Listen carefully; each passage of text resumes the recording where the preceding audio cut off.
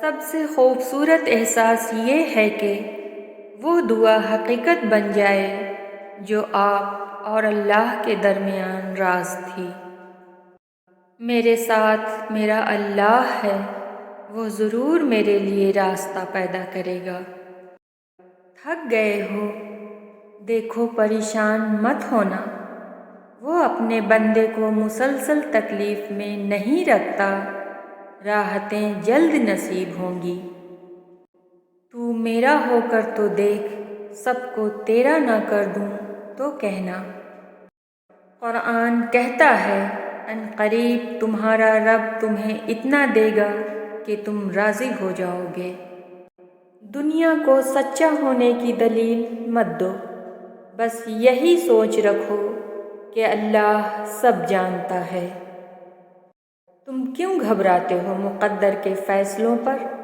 کیا تم نہیں جانتے تمہارا رب غفور الرحیم ہے؟ جب تمہارا دل کسی کے گلے لگ کر رونے کو چاہے تو قرآن کو گلے لگا لینا۔ قرآن کہتا ہے دلوں کے حال تم سے بہتر تمہارا اللہ جانتا ہے۔ یاد رکھو تم اللہ سے اپنی حیثیت کے مطابق مانگتے ہو، پر وہ تم کو اپنی شان کے مطابق نوازے گا، اور بے شک اللہ کا ساتھ سب سے بہترین ساتھ ہے۔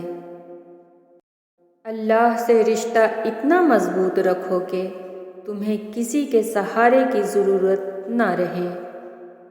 بس تھوڑا اور صبر، پھر اللہ کن کہہ دے گا اور فیکن کا نظارہ تمہارے سارے غم دور کر دے گا۔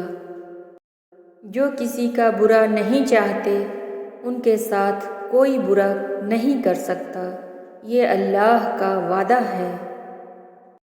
اللہ تمہاری زبان کو مانگنے کی ہمت تب دیتا ہے جب وہ تمہاری دعاؤں پر راضی ہونا چاہتا ہے۔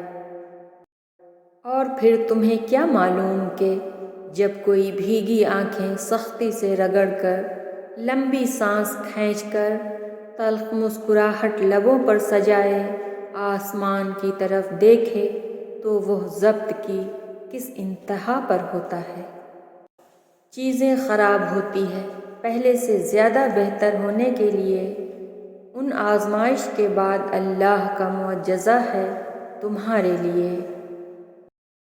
حضرت علی رضی اللہ تعالیٰ عنہ نے فرمایا اگر کسی کی تکلیف دیکھ کر تمہیں تکلیف ہونے لگے تو سمجھ لینا تم اللہ کے بنائے بہترین انسان ہو۔